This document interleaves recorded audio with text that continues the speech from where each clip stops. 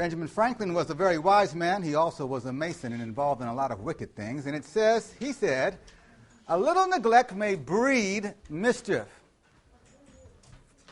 For want of a nail, what's the next two words say? Shoe. Was lost. For want of the shoe, the what? Horse. And for want of the horse, what? Rider. So what was the problem? What was the root of the problem?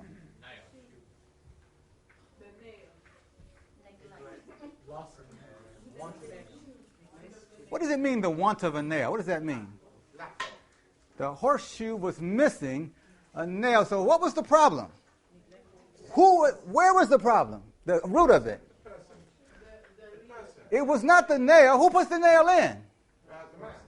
So who paid for the neglect? The rider. And who caused the rider's problem?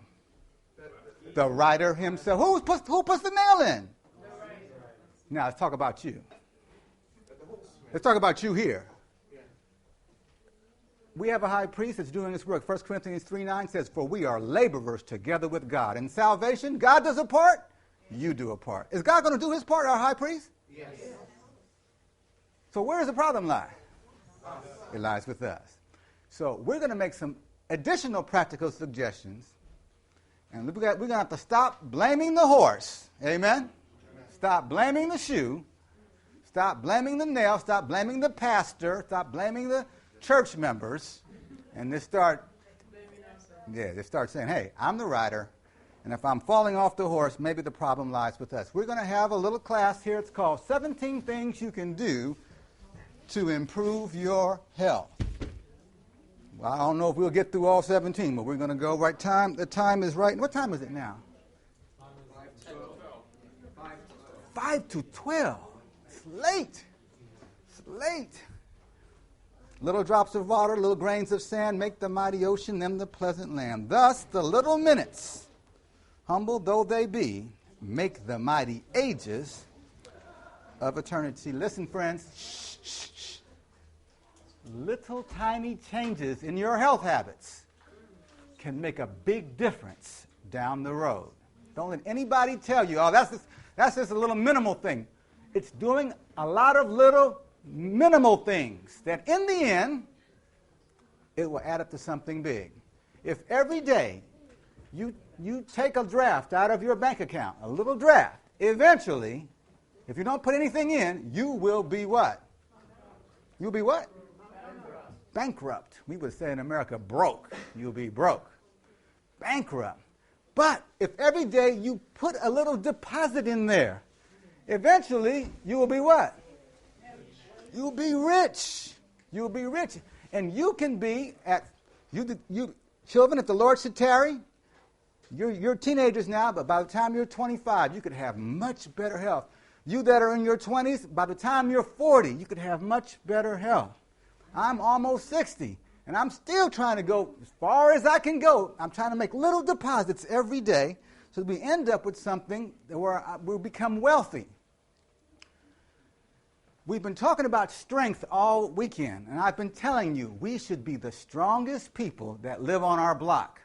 Hear what I said? We should be. Unfortunately, some of the atheist evolutionists that live near us are healthier than us. They're more serious. They don't have any life to look forward to. They say, this is all the life I have, so I'm going to take care of myself. And we as Christians have to have just as much a commitment as they do. Why are we emphasizing physical strength? Here it is. Christ Object Lesson 346. You read the words in white. It says, anything that lessens what? Physical strength. Enfeebles the what? The mind. And makes it, what's the next two words? Of discriminating between right and wrong. Can't tell the difference. We become, what's the next word? Less capable of choosing the good and have, what's the next four words? To do that which we know to be right. Stop. It says anything that weakens your physical strength, you can't tell right from wrong. When you can tell it, you can't choose to do right, and you have less strength of will to do what you choose to do right. So is physical strength important? We should be trying to strengthen ourselves because it's going to allow us to choose, to know right from wrong, choose right, and do what we choose to do. It's important. And when we travel, we tell people, start doing little things. Make a commitment and say, today I'm going to make a commitment to do this, Lord, so that I can be able to know right from wrong. We're going to talk about improving your circulation first. It says, why are people sick? People will tell you the biggest reason is they eat wrong. That is not correct. Inspiration says the chief, if not only reason, that many become invalids. What does it read it from in capital letters? Is that what? Everybody stand up. Everybody stand up. I want you to just walk in place right here. Walk in place. Lift your hands up. Make circles with your wrists. Turn half of an angle. Now you won't hit the person next to you. Do this. Up and down. All right, now sit down. Okay. Just that moving, it causes circulation to increase. And read this for me. Read the whole words on the left. What did it say? Perfect health requires perfect circulation. That's what they quote a lot. But this is the quote that should always go with this, that they never ever hardly say. Council on Health 173 says, the more we what? The better we'll be. So the key to having that perfect circulation is that you're moving. You're moving. You got to keep moving. God has given us 650 muscles, 187 joints. 70% of your body weight is either muscle, bone, or connective tissue. That's cartilage, ligaments, bone, and muscle. That's 70% of your weight. What does that mean? God designed for you to move. You were created to move. People will say, oh, Brother Skeete, it's wrong to run. I don't believe that. God made you to stand, to lie, stand, sit, walk, skip, run, and jump. He made you to do that, and we should all be doing it. I don't care if you're 70 years old. I have some slides I can't show you today. There's a lady on the East Coast in America. Her name is Ernestine Shepard. Put that on your Google. She's 79 years old. She looked like she's 35. She gets up every morning, 4 o'clock, after her private devotion and goes and runs 5 or 6 miles. And she looks incredibly young for her age because she's investing in her health. You can be of upper years and still have tremendous health, but we got to keep moving. God put Adam and Eve in the garden. He gave them work to do for their whole body, their legs. People just do walking. Walking's not enough. You only have half a body. You're supposed to work your whole body. And that's in the garden you'll do that. The exercise should be intense. The number one problem with health reformers is they do walking like this. They're just casual. They're not exerting themselves. When God gave Adam and Eve exercise, he said, in the sweat of their what? Face. Everybody says brow. That's the Catholic version. It says, in the sweat of thy face. I want you to read what's on the screen. I'm going to try it again. Last time, all together. In the sweat of thy face. Listen, when you first start exercising, you sweat under your arms. For you to sweat in your face, if it's not a very hot day, you got to be applying yourself. So we need intensity in your exercise program. Most health reformers don't have enough intensity. They're afraid to exert themselves. When I went to Dominican Republic, we had to climb up way up in the mountains because the water line from the gravity flow was plugged with leaves. And I went with the young man. I climbed up the mountain with him. He ran down the mountain. I ran down the mountain with him. When we got to the end, it was an 8-foot jump. He jumped. I jumped. Boom. He said, Brother Skeete, you don't act like you're 50. I said, if I start acting like I'm 50, I'll be 50. I act like I'm 20 because I'm trying to keep myself in the best condition possible. So we need to have intensity in our exercise. It must be sustained. You can't start a program and then quit after a few weeks. I'm chastising you right now. You gotta make a commitment. When you tell the Lord you're going to do something, you have to stick with that. Amen? Yes. And how do you do it? You have to get prayed up. What did I say? You got to get up in the morning and say, Lord, I don't feel like exercising. Help me. Help me to get out and walk. I know it's cold. It's raining outside. It's foggy. There is no bad weather, brothers and sisters. It's just bad clothing. There is no bad weather. They make clothing for every climate on this planet. Amen. There are people up in Antarctica that are exercising because they dress for the condition. It says bodily exercise profiteth what? The margin says, this is what it really means, for a little time. It doesn't mean you're not going to get any returns from it. It only profits for a little time. So what do you have to do? You got to keep doing it. Because as soon as you stop walking, you do what's called deconditioning. You start to lose what you gain. You have to continue. And that's the problem with many of us. Let's talk about stretching. First suggestion the first suggestion of the 17 suggestions was keep moving. Everybody stand up.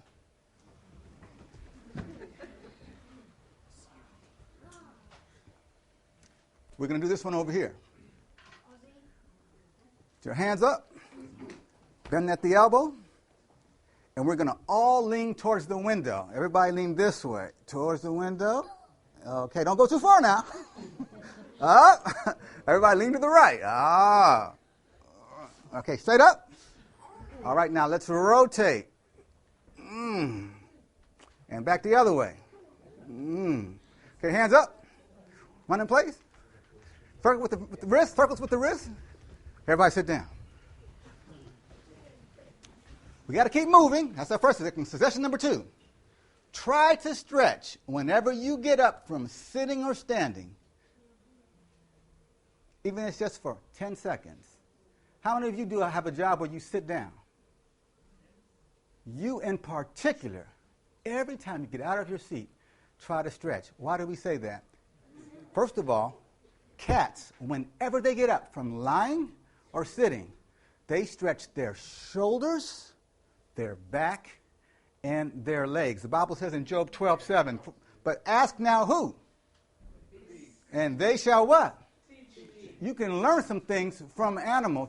And that's why cats and dogs don't have half the joint and back and leg problems that we have, because they don't allow stiffness to come in until the very end of their life when they can't stretch anymore. So if you can establish the habit that whenever you're sitting down or lying down, whenever you get up, you do some stretching for your legs, you do something for your back, you do something to stretch out just for a little while, it will actually do a lot to help your condition. So that's our second condition.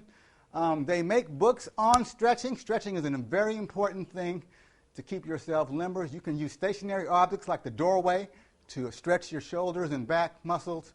But you can do stretching just grabbing onto stationary objects, just grabbing onto a table and dropping down. You can stretch your shoulders that way.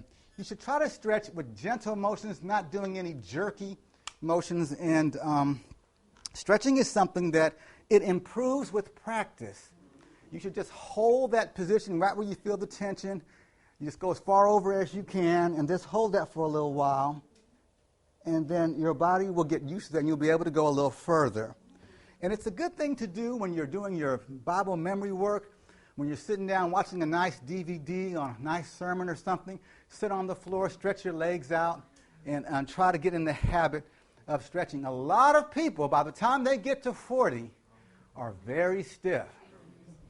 They're very stiff. Their ankles are stiff. And stretching is a preventative for injury. If you should slip and fall and you end up in an awkward position, if you're flexible, it won't hurt you.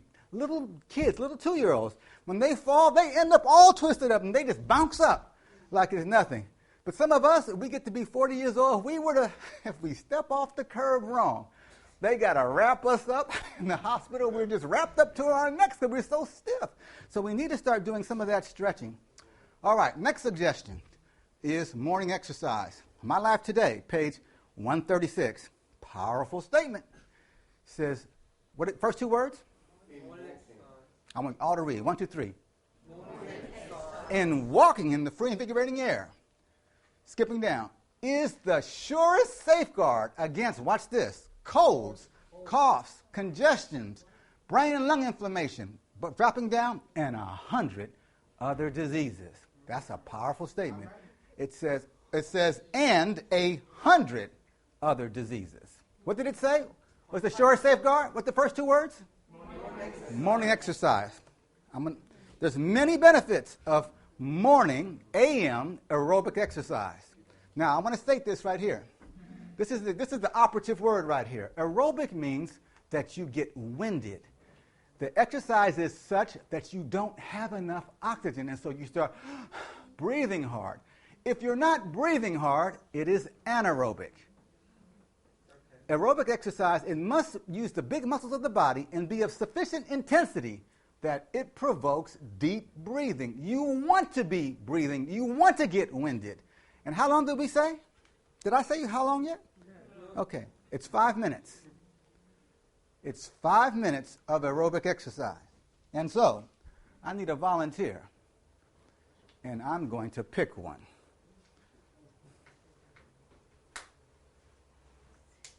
No. I want John.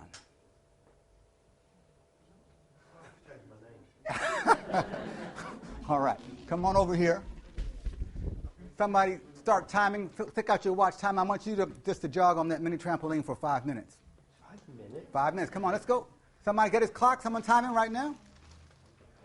All right. I want to show you something. You got to get the timer going? 5, 4, 3, 2, 1. Begin. Click.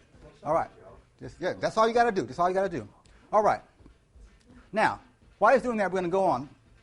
There was a man, his name was Jethro Kloss. He had a lot of health problems in Wisconsin, and someone gave him a ministry of healing. He read the book, followed it, all his health problems went away. He ends up becoming an Adventist, devotes himself to health, and becomes a pastor. And he wrote a book called Back to Eden. And this paragraph out of the book is explaining to you one of his habits.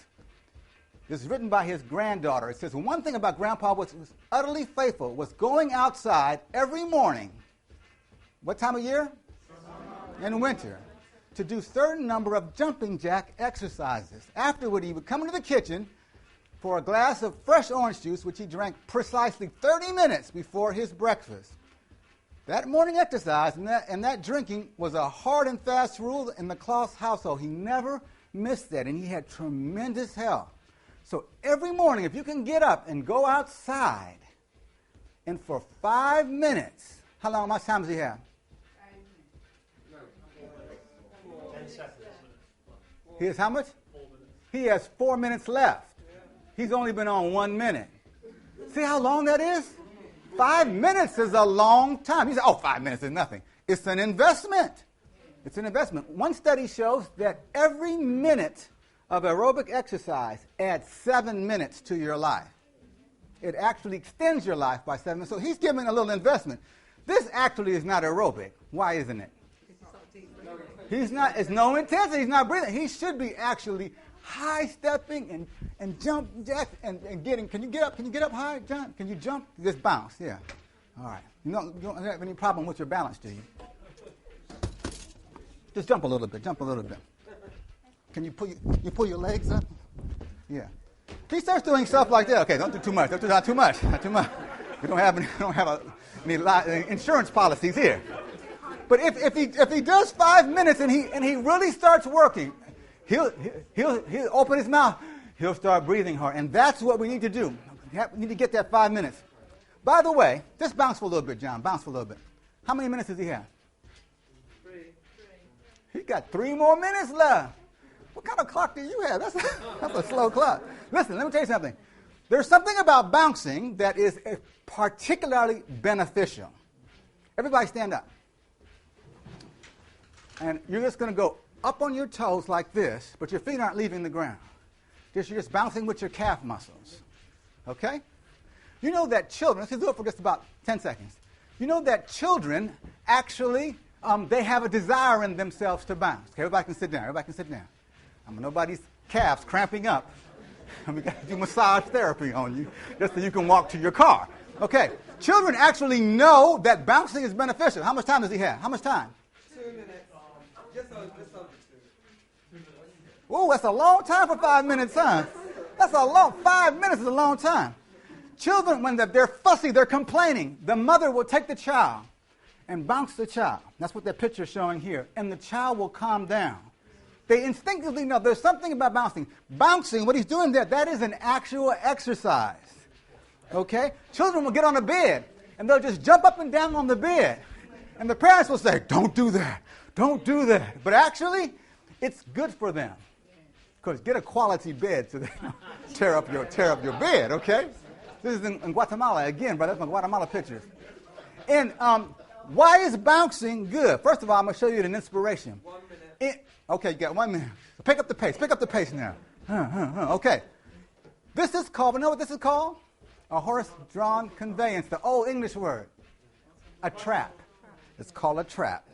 And Spirit Prophecy says, on Sunday morning, Brother Lawrence took us in the trap, a horse-drawn conveyance, and drove us over the school ground. In some places, the road was what?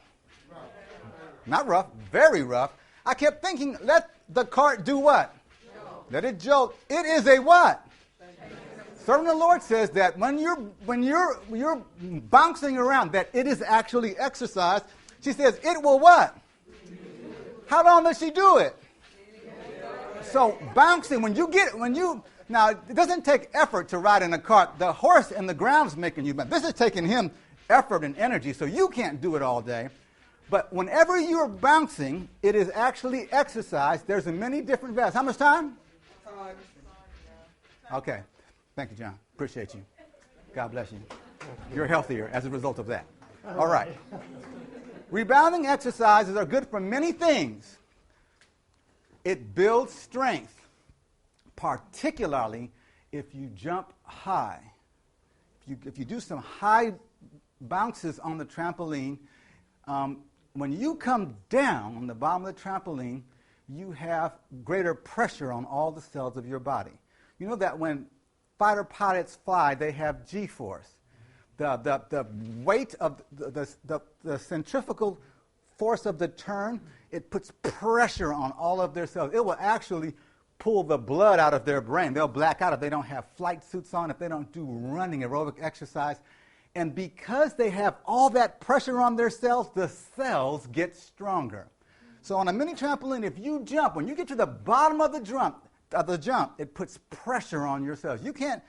So if you can jump really high, like 4 feet above the trampoline, when you come down, it's almost like half a G-force. And you just keep doing that. It's stressing your cells, and your body responds to stress. It builds something called strength.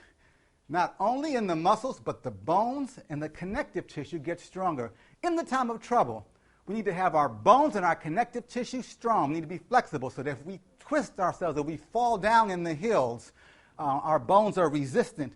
Our ligaments and tendons won't tear because we built them up. Rebounding reduces strain on the joints because you're not hitting the ground. The springs are catching the strain that would be on your back, your knees. So if you're overweight, you have bad joints, if you can't even walk on the ground. I have an Adventist friend. He weighs probably 350 pounds. He can't even walk without his knees bothering him. I tell him, get in the pool. Walk in the pool. That gives you buoyancy. Or walk on a trampoline because the trampoline is absorbing the strain on the joints. We just talked about the acceleration of bouncing, but it also helps the lymph system. It normalizes blood pressure, and it will relieve back pain. How many of you know of someone with back pain? You know of someone. They can buy a mini trampoline and just walk on it. They don't have to even bounce. Just walking on this trampoline, it will relieve tension in the vertebrae, and it will allow more circulation in the pads. And they can just go put one leg out, another leg out, one leg in front, one leg to the back, and just walking on this, it will relieve back pain. Another thing for back pain is hanging on a bar where your feet aren't touching the ground. That's called traction. Just the weight of your body will just pull your vertebrae, and you hang on a bar, and you slowly turn just like this. You're not whipping your body around. You just slowly turn. Your back will start popping, click, click, click, click, click, click, click, and it'll just adjust itself. That's an excellent thing for back pain. We're going to show you something else for back pain. How many of you have a mini trampoline? You have one. Are they inexpensive in UK? They said no. How much do they cost? 15 pounds, 10 to 15. Oh, that's not too bad. Depending on the quality. You can buy an expensive one, yes. Go visit your local recycle shop at the tip and then get them for £1 or £2. Oh, there it is. Visit your local recycling shop. People get rid of them all the time. They buy it, they don't use it. They has too. Yeah, in America, you can get them cheap. I was going to say, you have to be careful with quality because they Yes. If you buy a really cheap one, if you buy a really cheap one, the springs are small and they're not very good. And so, in other words, when you step on it, it doesn't give very much. The springs are too tight. And if it doesn't give very much, then it's going to put more of a strain on the joints. So you might want to buy a nicer one. But if you don't have money, get a cheap one and start doing a little bit on it. This is a picture of getting the high bounce. And doing a few high bounces is excellent. They actually make handles that you can use with these because you can come off of it, and that's a bad thing. So if you don't have good balance, you need to practice a little bit. Don't go out, don't get crazy the first day. Mama, look what I can do. Oh, you're NHS, you're all wrapped up again. You mess yourself up. Now, lymph system. Your bloodstream has kidneys that filter your blood. When your blood pumps through your kidneys, it cleans the blood. That's why aerobic exercise is excellent. People that go for a little jog, bicycle ride, their blood is cleaner. Why? Because their heart rate elevates. When your heart rate is just 65 beats per minute, your blood doesn't go through it might go through your whole body 5 times in a minute. But when your heart rate is 140, the blood's going through your kidneys 10 times in a minute. Every 6 seconds, it's because your heart is just boom, boom, boom, boom, driving that blood. That's cleaning your blood. That's a good thing. But all of your tissue does not have capillaries next to it. Some tissue does not. It has lymph fluid around it. Those cells are cleansed by the lymph fluid. How is lymph fluid cleansed? You know that you have lymph vessels and you have lymph nodes. This picture doesn't show it all. The lymph nodes are concentrated, notice, neck, shoulders, elbows, wrist, doesn't show it, under the diaphragm, hip area, knees. Where is the lymph nodes located? In the joints, in the area where your body moves. God put them there. He put them in everybody there. And every time you move, it squeezes your lymph node. Everybody stand up. What was the first suggestion? Keep moving, keep moving, keep moving. Turn a half turn. Arms up, arms down, arms up, arms down. Do not hit the person next to you. Everybody sit down. Sit down, sit down. The exercise that helps the lymph nodes more than anything else is bouncing. Is what? Bouncing. Is bouncing. Because the lymph nodes, the lymph vessels all have one-way check valves. The lymph fluid can only go one direction. As you're bouncing, the lymph comes up, it can't go back. Comes up, can't go back. Comes up, it can't go back. And so it's working its way up to the subclavian area where it dumps into the bloodstream. By moving your joints and by aerobic exercise where the diaphragm is going up and down, you are cleansing out your system. It's very important. How much aerobic exercise do we need? How many miles did the children of Israel walk on their 40-year journey? Anybody know? At 3 miles a day, 365 days a year, they would have walked between 50 and 60,000 miles. Did they walk a lot? But just a little bit every day. At our church, we formed a walking club. And we said, as a church, we only have 40 people. We said, we're going to walk 7,000 miles in 12 months. I was health and temperance leader, and every Sabbath, rain, snow, ice, we walked on a Sabbath. Take a few tracks, we'd walk a mile. And every Sabbath, I would meet, not every Sabbath, but almost every Sabbath, I would meet with people coming out of church. How many miles did you walk this week? 1 mile. That all? How many miles? 7 miles. 1 mile a day. Okay. Wrote it down. We tallied it. And in 1 year, our church only marched 3,800 miles. But that's pretty good. And in our church, the way that we formed the walking club is we had pairs. We would pair up. And I had a big board, and it had a little road on it, and I had little cardboard cars. And it said 1 day, 2 day, 3 day, 4 day, 5 days, 6 days a week I walked. And we put ourselves in pairs. And we said that your pair partner, you text and call them, did you walk today? And if both of you walked, you could come to church on Sabbath and move the car.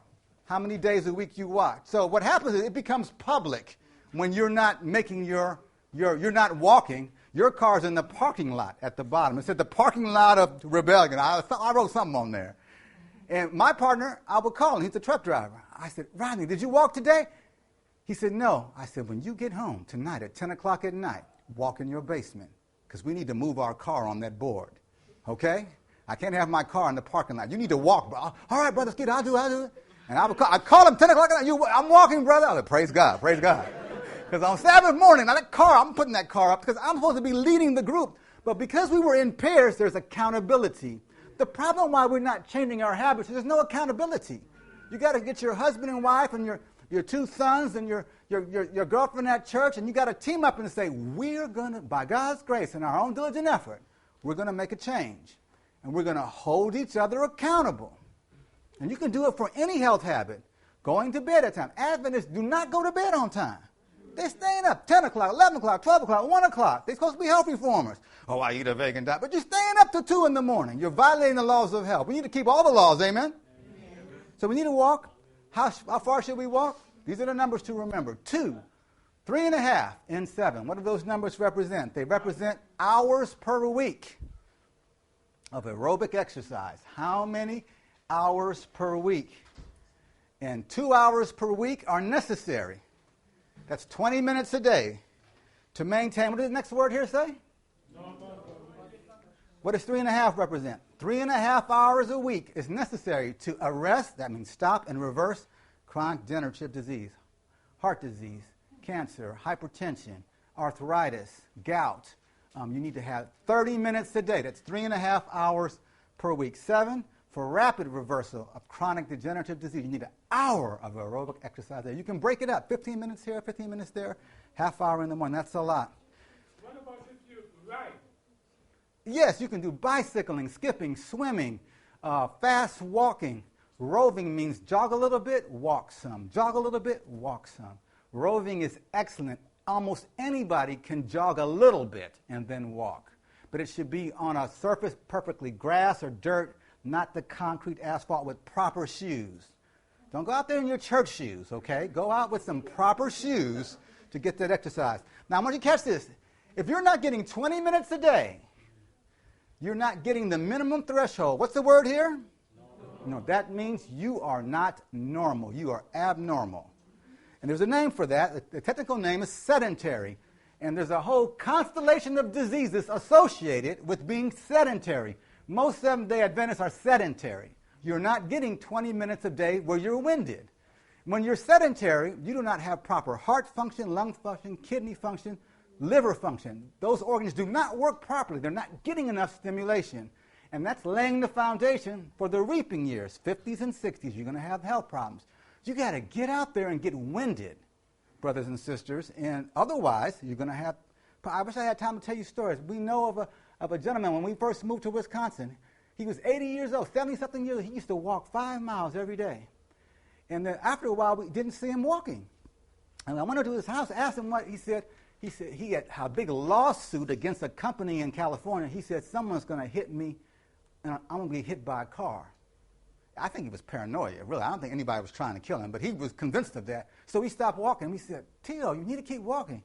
In a short period of time, he became very feeble, and he died a few years later just because he stopped walking. Anyone that's doing aerobic exercise and doesn't do it, they end up in a condition called sedentary, and it causes a lot of problems.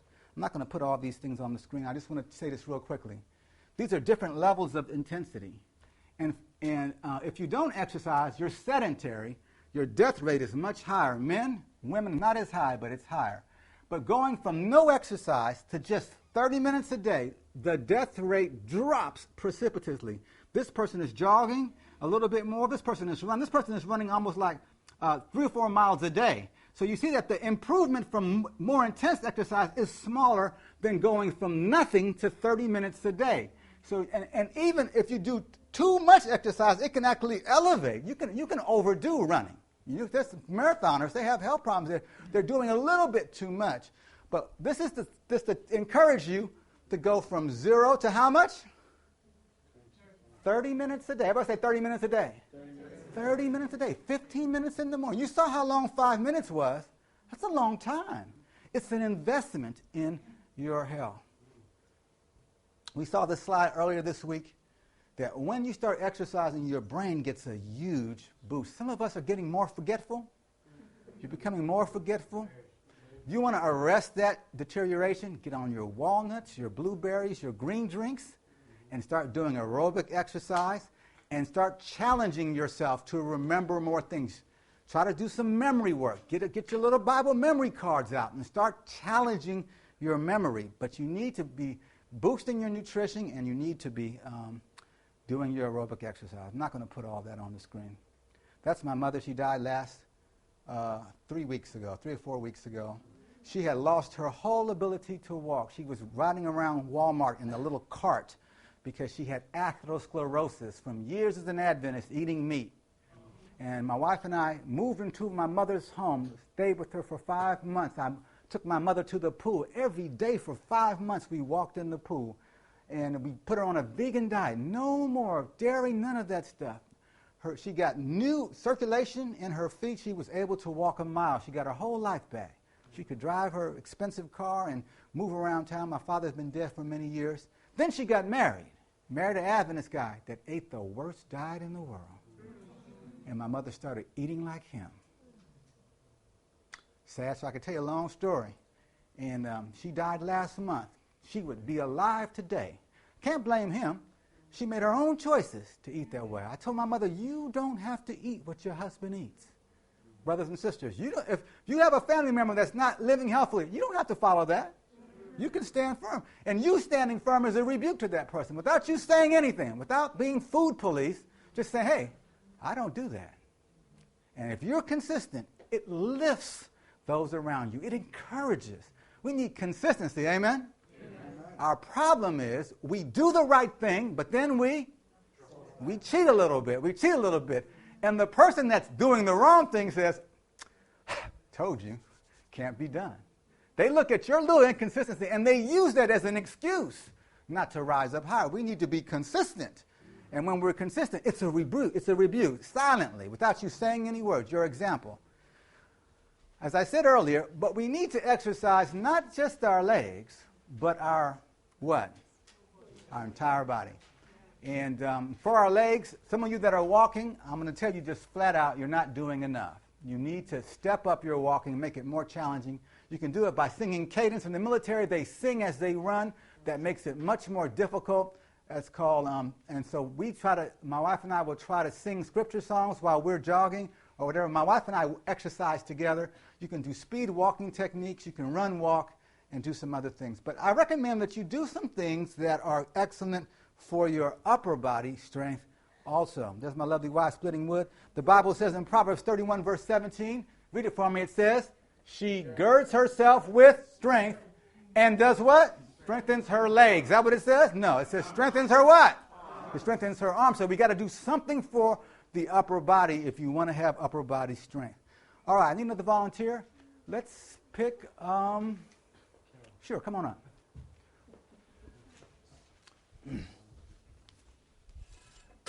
A lot of people have problems in their backs. Careful. Do some massage on you, some therapy on you. All right, so you're going to hold this. Let's have you stand to the side so that they can see the screen still.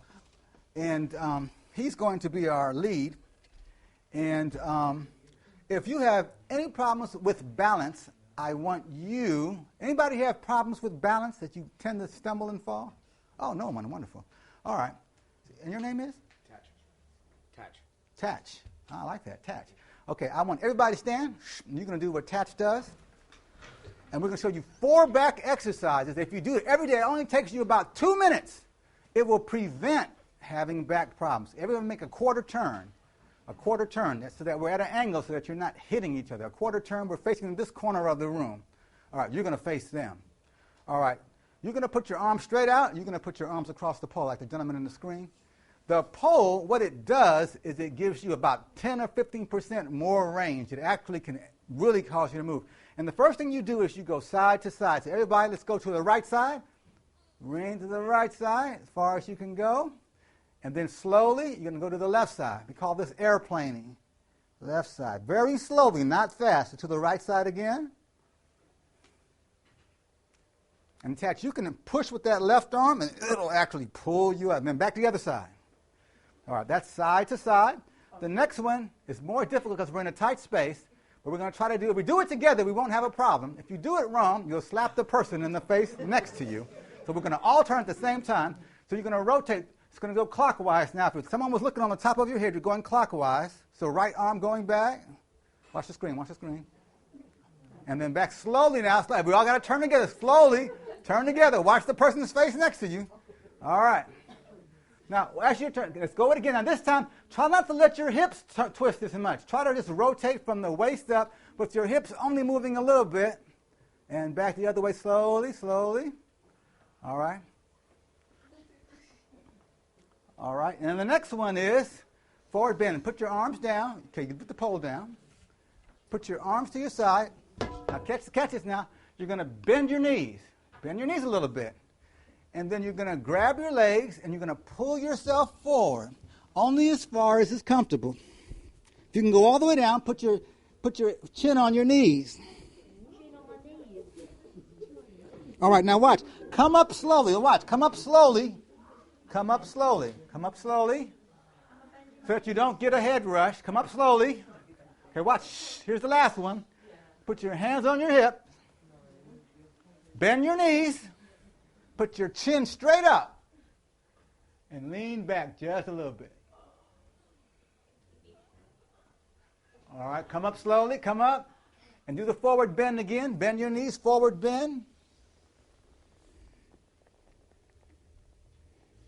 Grab your ankles, put your chin on your knees, shoulders to your knees, and up.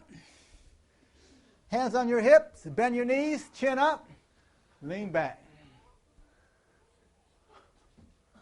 All right, stand up straight. Everybody sit down. All four of those exercises, all four of them can be done sitting down. If you have a person that has a bad balance, you can be sitting in a chair. You can do your airplanes, you can do your rotation, you can do your forward bend, you can do your back bend, all sitting in a chair. Or you could be holding on to something if you're a person that loses their balance so that you don't fall. You don't want to fall while you're doing these back exercises. Why do they help? When you bend over to the side, your vertebrae all turn, and that one side, the pads in your vertebrae can get a little bit more circulation. And you're allowing a little circulation in those pads on that side. It's the same thing, you have the dorsal surface. When you bend forward, it opens up those vertebrae and it allows circulation in. This is the hardest one. And it's hard because we have a lot of tight muscles. But if you get up in the morning, you do your 5 minutes on the mini trampoline, and then you do your little back exercises. That's an investment in your health. It's a preventative for a lot of back problems. Our problem is we're too sedentary, and it's really hurting us in the people. I like to put this on the screen because as soon as I put it on the screen, people start sitting up straight. So like, oh, is that me? Like, is that me? All right, here's our next suggestion. Let me tell you something, folks. The modern life that we're living is it's hurting us.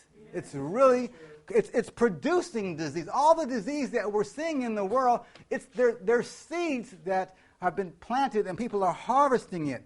Inspiration says in the book Education, the one who, what's it say, capital letters? And stands erect is more likely than others to. Okay, so this is telling us that one of the reasons we need to have proper posture is that it dramatically affects your breathing. The reason why we don't stand straight and we don't sit straight is because it H-U-R-T-S. What's that spell? H-U-R-T-S. What's that? It hurts to sit up straight. You know why it hurts? Because some muscles are flaccid and some muscles are tight. And the muscles that need to be toned and firm are weak. And so they start protesting when you sit up straight. But you can develop those muscles by just practicing it. The gentleman on the left, the same gentleman, you see I have this problem pronounced. It's called chin forward. I stand like this. I need to stand like this. I go like this because these muscles are tight. So I have to stretch them all the time when I'm sitting at my computer, I'll get up and I'm stretching these sternocleidomastoid. They're tight. And these muscles are flaccid. They don't have tone. So I put a towel behind my head, and I'm always trying to strengthen these muscles so that I can correct this. I lay flat on the floor, and I do this. And it's an exercise that strengthens all of these muscles, because when I get stressed, I tense these muscles. When my wife gets stressed, she tenses her arms. Her bicep right here, it's like a walnut. It's tight because she doesn't even realize she's doing it. All of you tense something when you get stressed, and you might not even be aware of it. And that tensing makes those muscles tight, and that's what's pulling you out of alignment. So we need to learn to stand erect. Which one of these ladies is sitting right? This is in Colombia, on my middle of South America pictures. Which one's sitting properly? One on the right. If you sit like this, and a lot of people like this, and this is the number one favorite position for most Seventh-day Adventists, right here. They like to slouch on down. But when you're sitting like this, your diaphragm cannot expand down, and you get a deep breath. It's affecting your breathing. And that, let me tell you this, when you don't get a proper breath, that affects digestion and muscle comfort, and that affects your attitude, and that affects your words, and that affects the persons in your home. When you have discomfort and stuff, you get a little bit more irritable, and you need to just pray that God gives you peace of mind and practice good posture. Which part of the world has less problems with postural alignment? Poor countries. Why? Why? Because they carry things on their head. That's like a test. If you're a rich person, you can't carry nothing on your head. If you're poor, you can. And every time I go to Africa, I'm always trying to carry stuff on my head. It just really burns me up that I can't do it.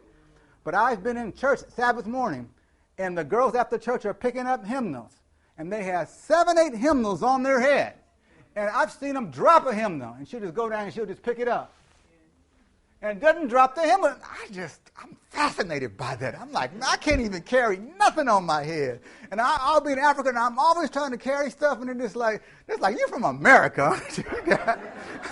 And they're like, I'll carry your bag. I said, I don't want you carrying my bag. I want to carry my own bag. But when I'm walking down the street, I have a hand on my bag.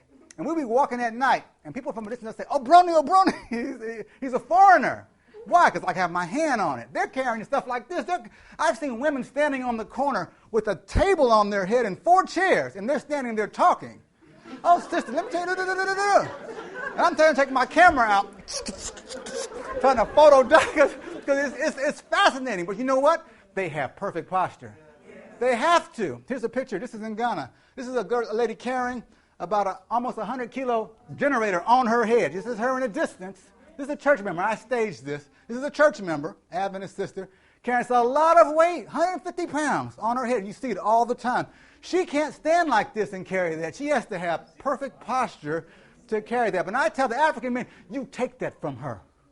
You should have no woman carrying that weight on your head. You a big man, you take that. This is a pastor, and I made him carry it. It's kind of interesting. When they hold hands, they hold by the wrist. In America, you never do that. That's like how you carry a dog on a leash. You hold someone by the hand, like, don't grab her by the wrist, brother. That's not a good thing. Anyway, this is something to say there. So in Africa, when we do classes, we tell the people how to. A lot of these girls have sore necks. They're only 10 years old. She's carrying heavy stuff on her head all the time. She has good posture. Your cervical vertebrae weren't made to have all that weight.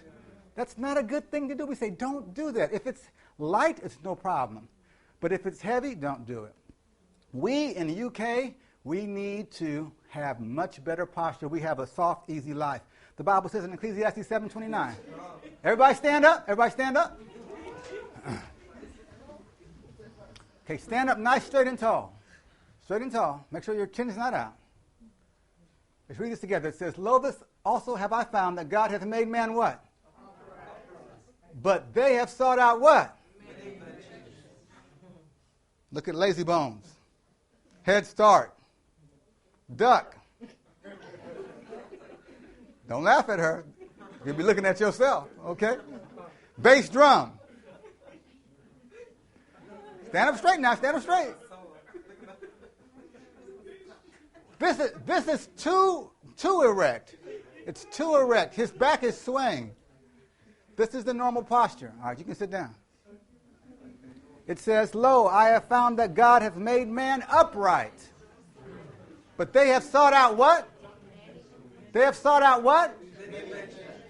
What is one of these inventions? That word upright means straight. Yasar means straight. The modern chair is one of the inventions. They did not have these in the Garden of Eden. Your knees actually should be lower than your hips. The proper way sitting in a chair, they say you should sit with your feet flat on the floor, but if you put your knees a little lower than your hips, it makes the curvature of the spine the proper thing. If we sit in a chair for a long period of time, some of us spend years in a chair, it causes all types of problems. It causes neck problems. Its back and neck are the two most common problems. God has made us upright, but we've sought out many inventions. The further your head goes forward, every inch adds 10 pounds of strain on the neck. Every inch forward. He's only just an inch out of alignment here, 12 pounds. He's 3 inches out. He's 4 inches out. And over the years, you've seen kyphosis, where the back's like this. That happened over many years. And you can reverse that by every morning just doing this. I call it standing sit-ups. Or you can also just do this. You can just hold your hands like this and then lift and just hold that. And all of this, all the way up here, is tensing up. It's trying to strengthen those muscles. This is another one. God has made man upright, but he has sought out many inventions. This is another one of the inventions. It's the spike heels. Any shoe which elevates your heel above 3/4 of an inch is putting your whole posture out of alignment unless you're in tremendous physical condition. There are people that can go up on their toes and they are in perfect postural alignment. But they are ballerinas. They are dancers. They have trained. There are women in Las Vegas, they're in spike heels, and they're just kicking and they're just doing all types of things, and their posture is beautiful. You can't do that. If you put on heels, you immediately throw the knees forward, and that causes the rear end to go back, the shoulders to curve, and it alters your alignment. So we tell women, I let my wife talk to people about it, that we need to get out of these heels. We need to get out of it no more than 3/4 of an inch. Do you think Adam and Eve were wearing heels in the garden? They were not. They did not have their heels elevated. We wear heels because we want to absorb the impact. And we wear high heels because we want people to look at us. We want to look a certain way. I'm not going to show you. I have a dress reform program. It's 250 slides. If I show that, you'll throw me out of here. But this is saying, look at me. Okay? And it's actually causing some health problems. Let's move on. Boost nutrition. We need to eat. We talked about the rainbow in the soil. We need to eat things of different colors. Citrus fruits are high in vitamin C that change the acidic level and changes the pH to make it more alkaline. Although they have acid, they make the pH more alkaline. It's a mystery, but it's true. And we need to eat. The brown things are high in mineral content. Flax is high in omega-3s and 6s.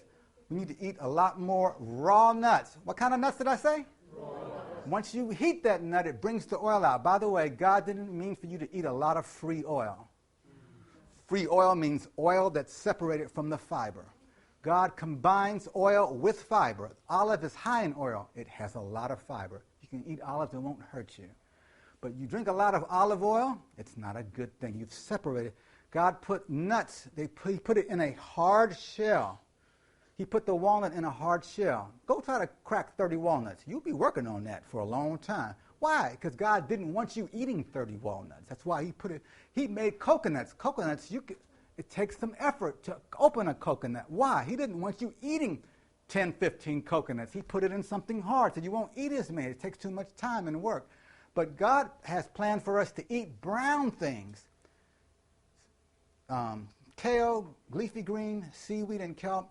Sea minerals, sea vegetables are very high in trace minerals. There's over 100 minerals in the ocean, and all sea plants absorb those 100 minerals. So we should try to eat something from the ocean every day, a little bit of seaweed. It's like a multiple vitamin. Molasses, we'll talk about that, is excellent. Okay, did we get citrus things, baby doll? I don't think we did.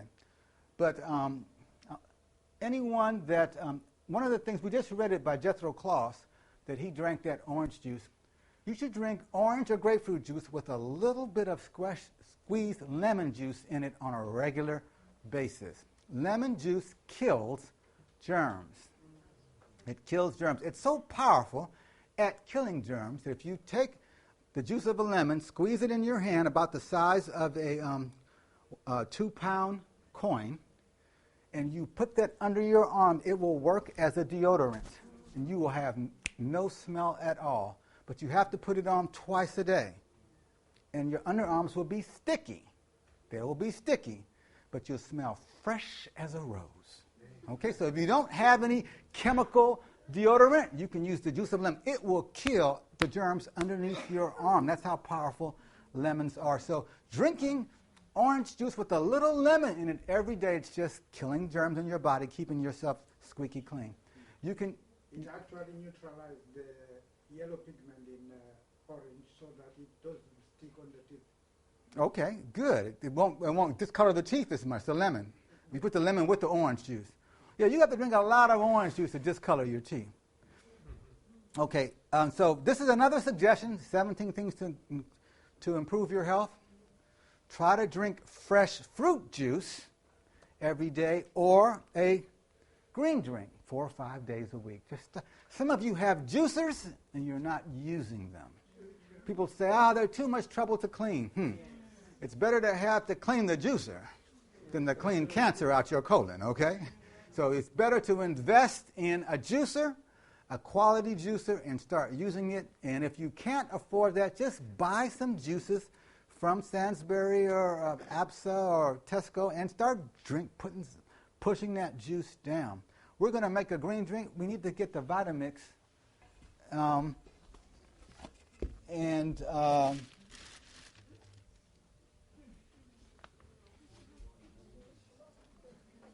While they're bringing it up, we'll go over the recipe. You can copy this down. If you have a phone or tablet, you can come up and take a picture of that if you like. I got it.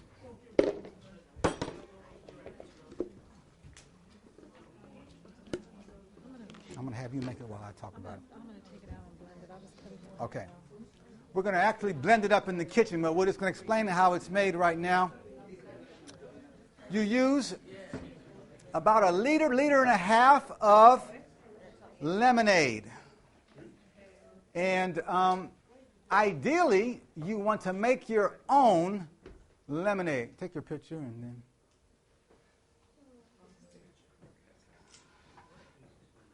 All right, thank you so much. Ideally, you want to do, what did I say? Make your own. Why is that? What's the Bible say in Jeremiah 2:22? Cursed is the man that trusteth in man. That's Jeremiah 17:5. Jeremiah 2:22 says, cease from man whose breath is in his nostril. You know, people are dishonest. You go to buy lemonade at Tesco, and you know it's lemon extract. It's everything but the actual lemon. But when you go and you actually buy the lemons, you know for certain this has lemon in it, fresh, wholesome lemon. And so how much lemons do you put in there? Does it say on the screen?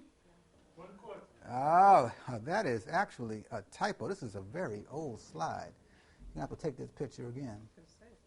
Okay, we'll just say 1 to 1 and a half. Yes, we're going to tell you what you can do.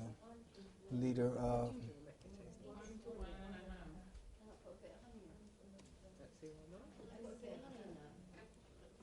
Oh, I just don't know where this slide came from. So, that's a little bit better.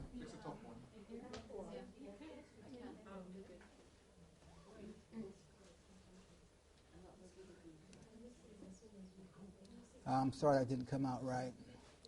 But it should say 1 to 1.5 liters of water. And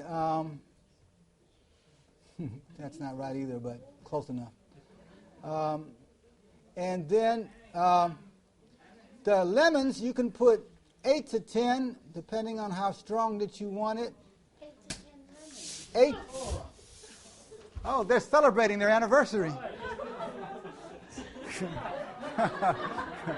Oh, you okay? Boy. Whoa. That thing has some fizz in it. You know, most lemonade does not have carbonated water in it. By the way, sorry about that, brother. We appreciate your sacrifice. All right, listen. Most lemonade doesn't have fizz in it. We were shocked to find it had fizz, but we should have known that because of what? The top. That is that I've never ever seen that before. By the way, you should not drink carbonated drinks. Why? What is the gas that they use to put bubbles in drink?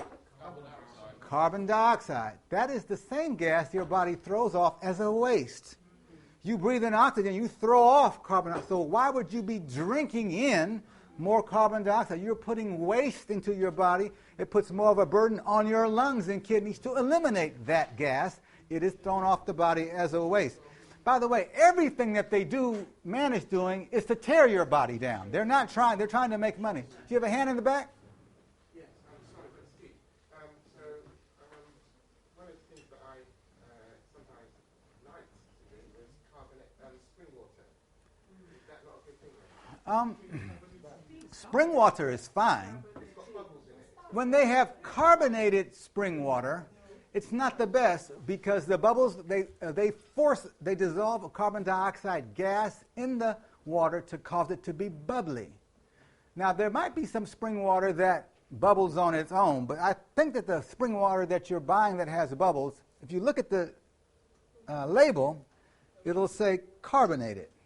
And that's what you want to avoid. That's the carbon dioxide gas being dissolved in it so that it bubbles, so that it has that appearance. And it has that little tickling of the throat that people like. Some people want to be stimulated. Okay, so anyway, we're going to go blend this in the kitchen. No, let's be purists this morning. Okay, we'll just use regular water, and they're going to go in the kitchen and they're going to actually cut in these 9 or 10 lemons, and you need a lemon juicer to get all of the juice out of those lemons. And we said that lemon juice does what? Kills. It kills germs. This boy, I don't know what happened with this. Oh, I know what happened. You know what? This is not the rocket fuel. No, it's green drink. Yeah, it's not. Okay, all right. So what we're making here is that's not correct. Yeah, this is rocket fuel here. Well, the problem that's happening with our slide is that we have 2 slides that are. We make it with lemonade, so we can do it like that. So what we're actually making right now is our green drink. That's what it says, and that's what it is. But now it's correct. So we're making our green drink. This is to nourish the body. And it has 1 liter to 1.5 liters of water, 8 to 10 lemons. You can put either coconut milk, 2 tablespoons, or you can put in it a tablespoon, or I say actually a teaspoon would be better, teaspoon of flax oil.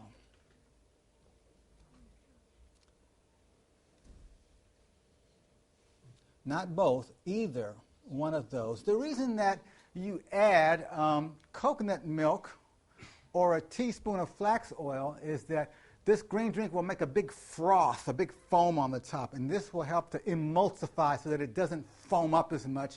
The foam will mix and blend with the rest of the green drink. You'll still get a little bit of foam, but you won't get that big old 3 or 4 inch head of foam on the top. You want everything to mix up because you want to drink that down.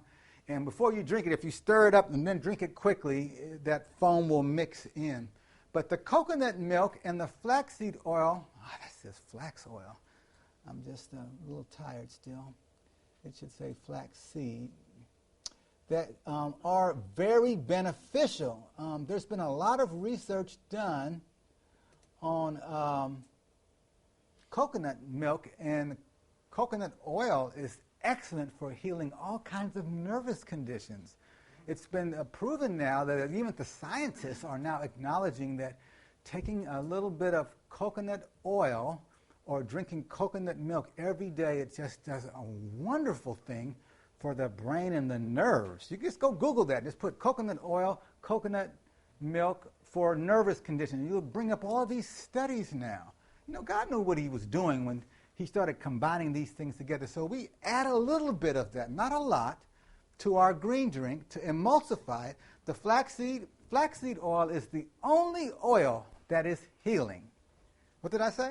Healing. The only oil that's healing that I would use regularly as a free oil. You can use olive oil. By the way, what makes the olive oil green and yellow, that pigment is very beneficial, and it counters the effect of the liquid oil. But we should use oil in moderation. Should not use a lot of oil. But we need oil. Don't let anybody tell you to be oil-free. That is incorrect. Your body needs some oil, but it needs it in moderation. Then you put a big handful of garden greens like kale, parsley, red lettuce. The darker the color, the better. You can put spinach in there. You put parsley. Sorry, on the screen. You can put cabbage. Cabbage is high in sulfur. It's excellent. And these things, we saw it out of the China study. These things are so high in nutrition.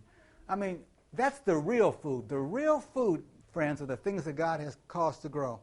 You should also put about 1 tablespoon of ginger powder. We like to use fresh ginger. You peel the skin off the ginger so that it has that nice light yellow color, and use about the size of your thumb.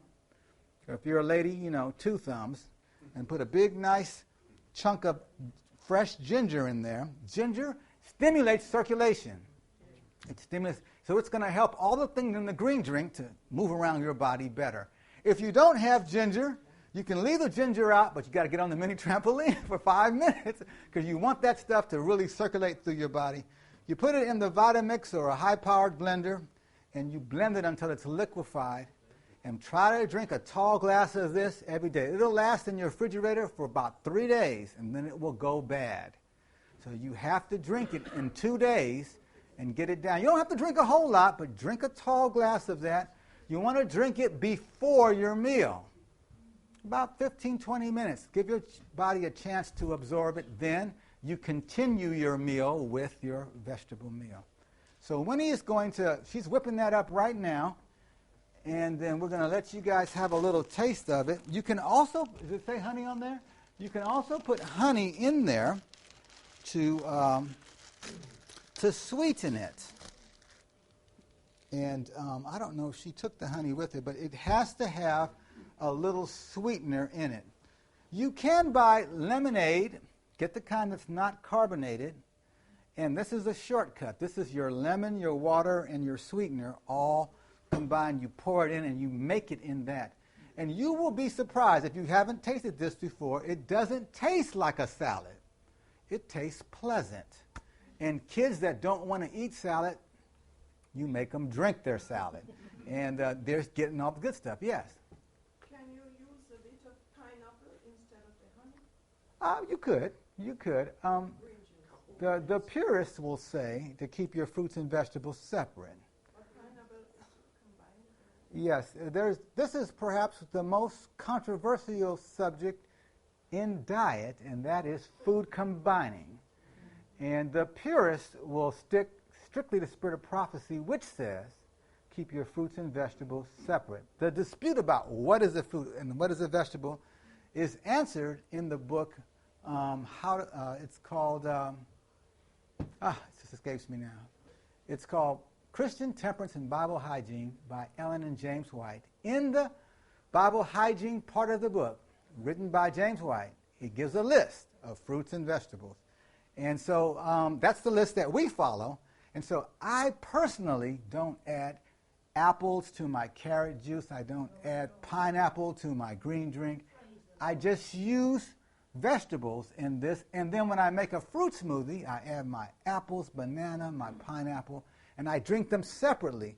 Pineapples are excellent for you, and green drink is excellent for you. I just keep them in 2 separate meals, and but I don't condemn anybody that adds an apple to.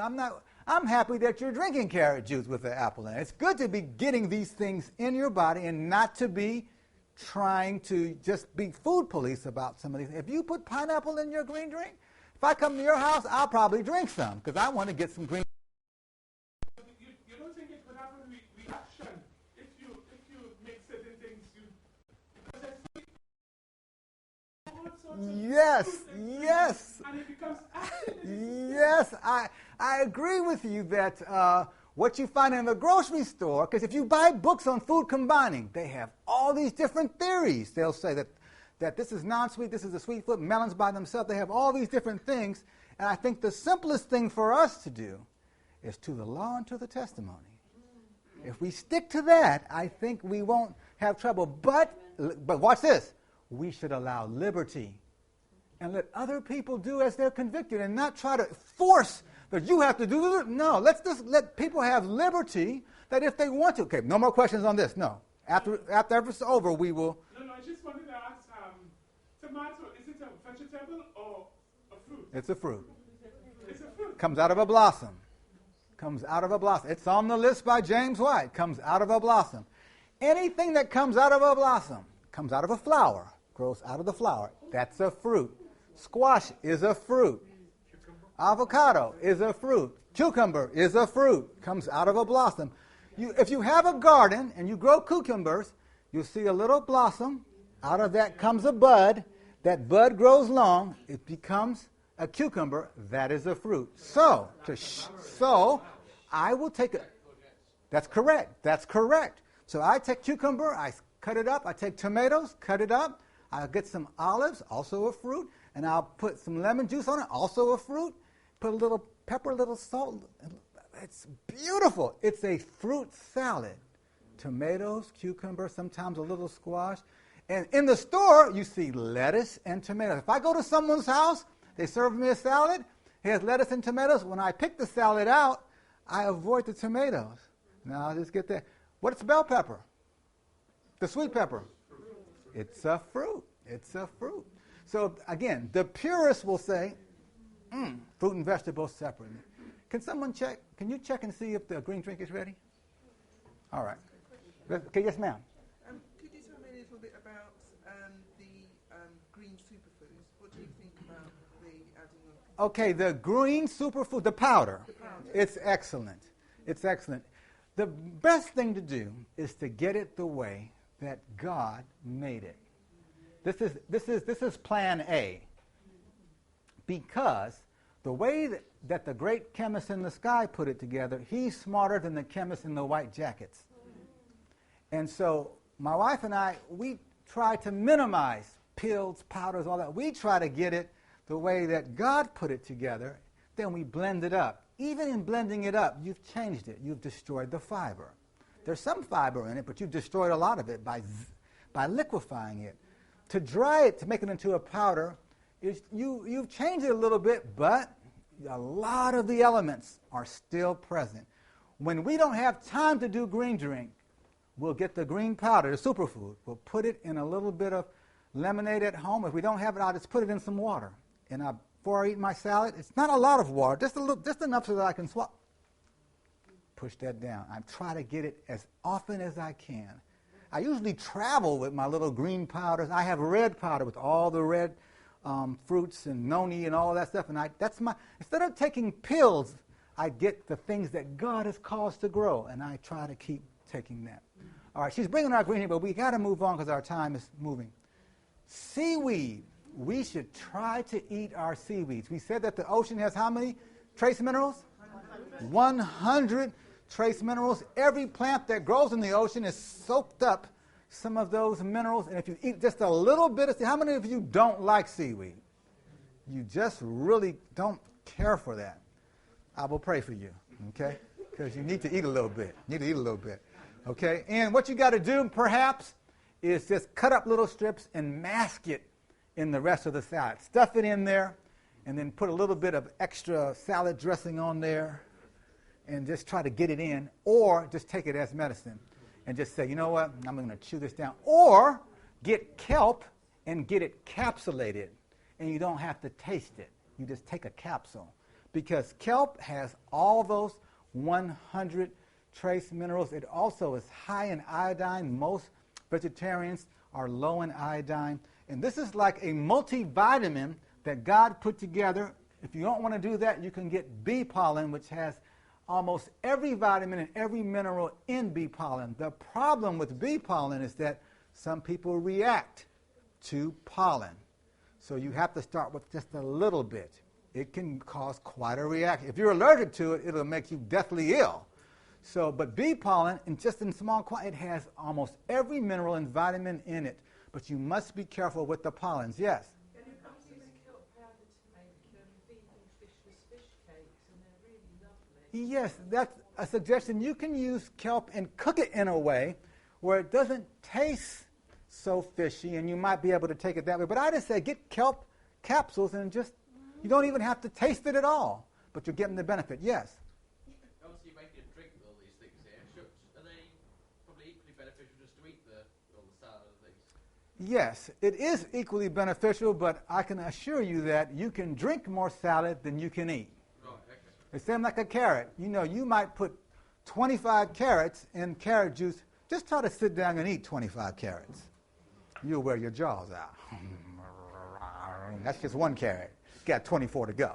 So it's easier just to destroy the fiber, take the fiber out, and just drink it down. So what you're really doing is you're getting much more nutrition than you would have gotten if you just ate it. Yes? Some people say it's bad to take too much juice without the fiber, don't they? Yeah, that's what they'll say. But I take my green drink and then I'm eating a salad. So I'm getting my fiber. But let me tell you something, friends. You will find very many people, they are against the health message. They're arguing against it. And I just tell them, listen, I tell them like Luther, here I stand, I can do no other. If you want to eat garbage, eat garbage. Yeah.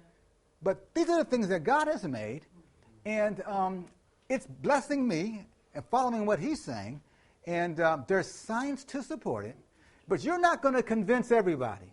There are going to be naysayers that are going to be just like, nay, verily, that's evil. I was at a camp meeting, Adventist camp meeting. There was an Adventist lady, PhD. We were staying in the same building. I'm doing health classes. She's doing health classes. She met me in the hallway. She said, oh, Brother Skeete, I just saw this study that a doctor did at such and such university that says if you drink more than 2 ounces of carrot juice, that it causes all kinds of health problems. And I was like, okay. Well, God bless you, sister. She studied herself out of carrot juice. You know, there are people that will have studies that are against everything God has said. So you have to decide if you want to go with that. Destroying the fiber, brother. I'm going to drink some salad and eat some salad, and I'll have more nutrition than those that are just eating salad. All right.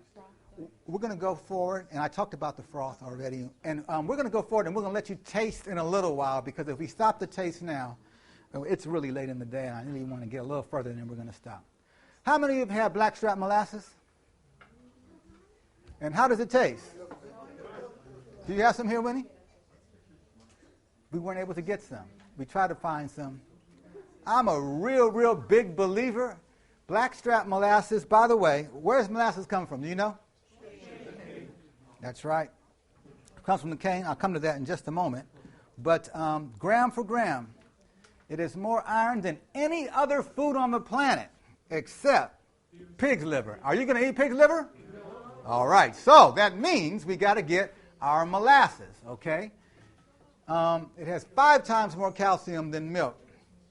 Abundant in all the B vitamins. It contains large amounts of copper, potassium, phosphorus, chromium, and iron. 10% of its weight is pure mineral. 10% is pure mineral. So we tell people get a tablespoon a day. It's one of the 17 things to improve your health. Take how much? A tablespoon. How often? Every day. A tablespoon every day. How often? How much? How often? 5 to 6 days a week. Every day. Or if you want to be on the side of temperance, 5 or 6 days a week.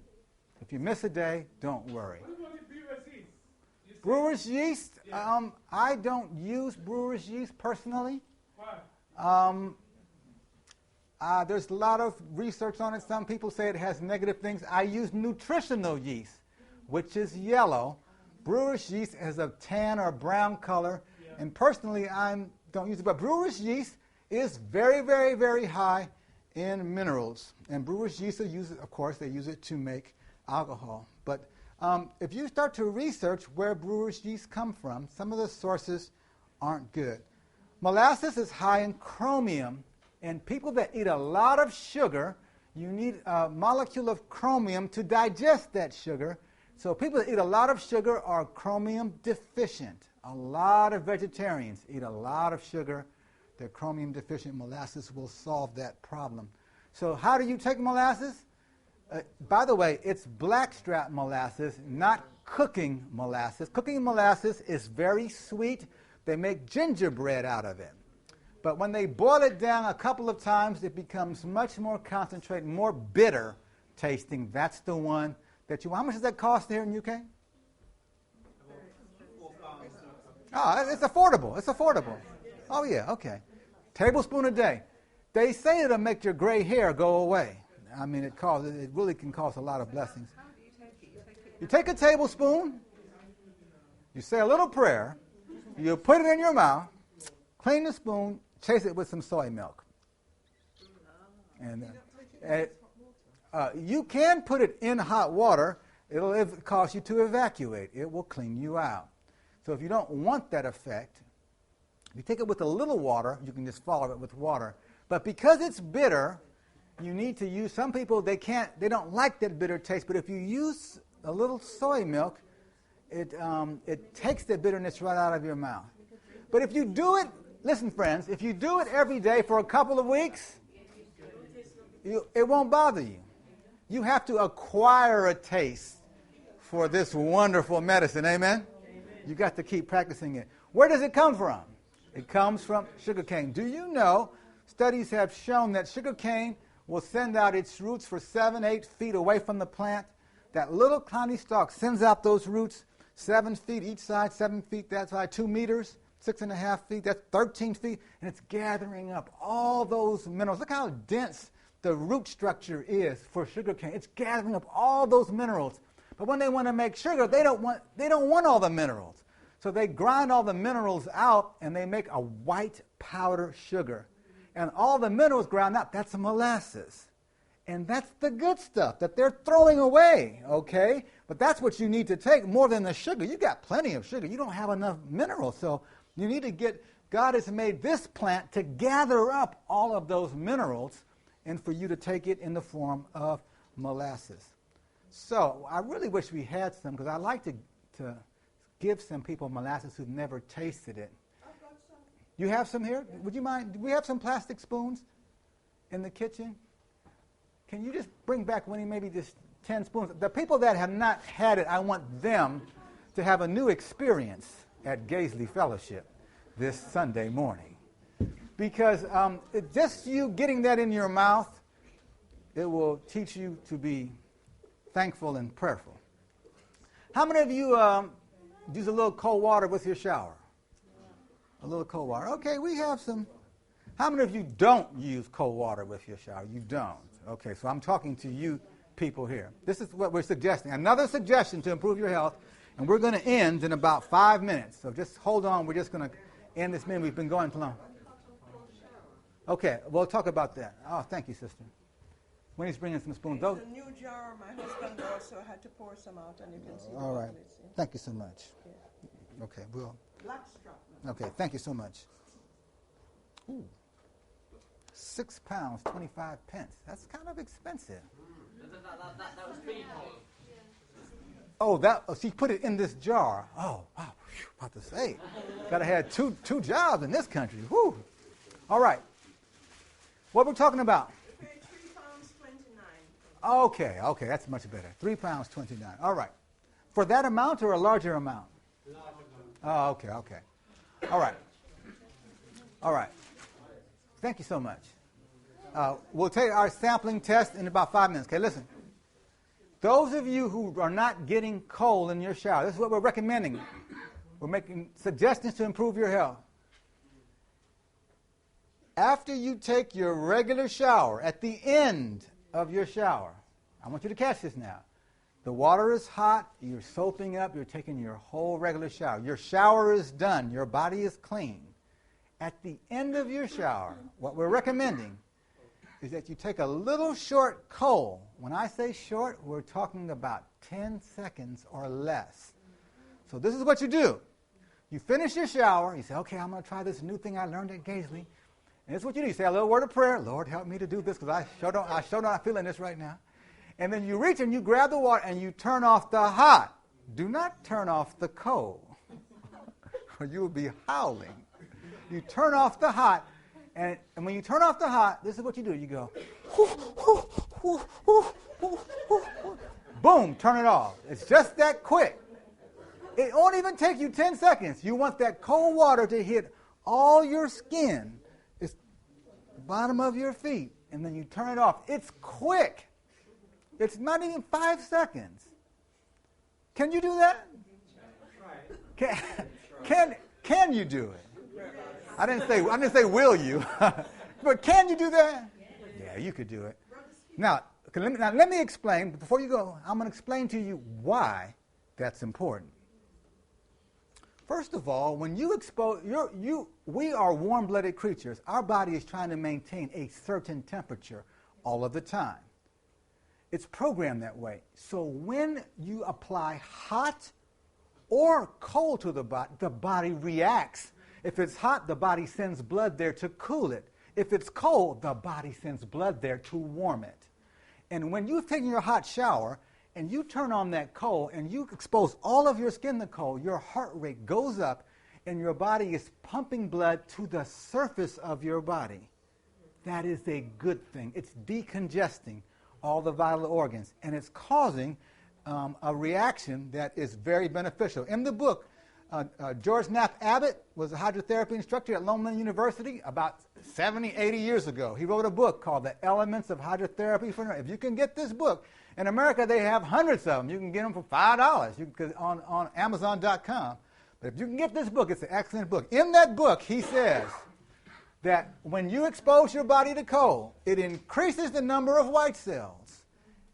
That's called leukocytosis. It increases the number of white cells in circulation, and it increases their activity. That's called phagocytosis.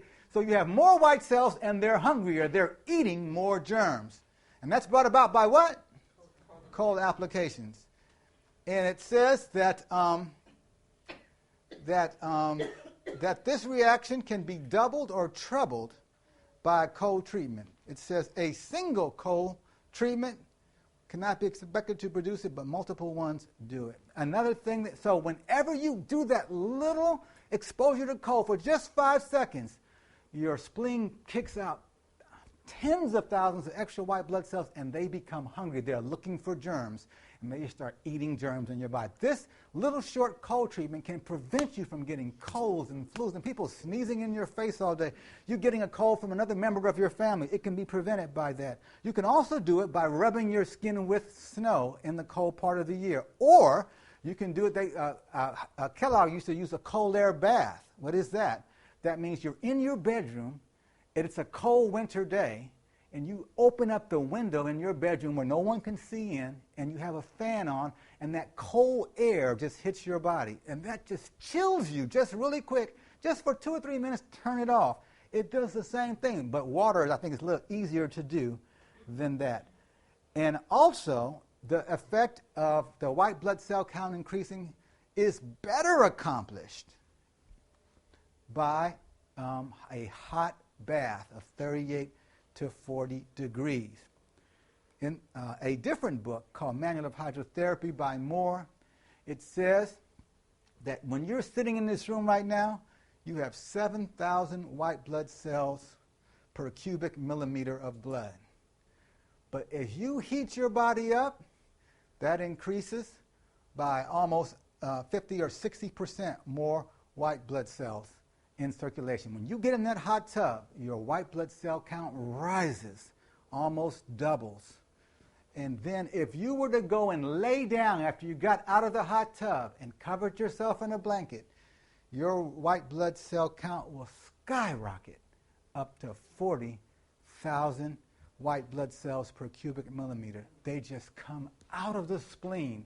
They're all hungry. They're looking for germs. So people that are sick, cancer, flu, influenza, all kinds of illness, any kind of infection, we recommend them to get in a super hot tub bath, as hot as they can take, stay in as long as they can, 15, 20 minutes with ice on their head, then go wrap themselves in a sheet, lay in the bed. The sheet's going to get very sweaty. Wrap themselves in a sheet, covered in a blanket, lay in the bed. When they lay in the bed, they'll be sweating, they'll be hot for a while, and they'll slowly cool down. And while they're laying still and praying about what sin brought that illness upon them, their white blood cell count will do what? It will go up to almost 7 times what it was normally. Now, 7 is a good number, and it's killing bacteria. But you can get the same effect smaller with a short dash of cold every day for just 10 seconds. Yes? Sauna will do the same thing. But the key is after the sauna, they go and they lay down. They lay down, and they say, stay still, and the effect is prolonged. Okay, our time is up. I'm sorry that we weren't able to go through all of our slides. We were going to make some rocket fuel, but we don't have time for that today. We're going to close out with a word of prayer. If you have any questions, you can come up and ask. And I'm going to move the projector out of the way. And then those who have not had molasses, we want you to come up and have your first molasses. And then after the molasses people have gone out, take your molasses spoon and go and then throw it in the trash can, please. Then we want everyone to have a little shot of the green drink.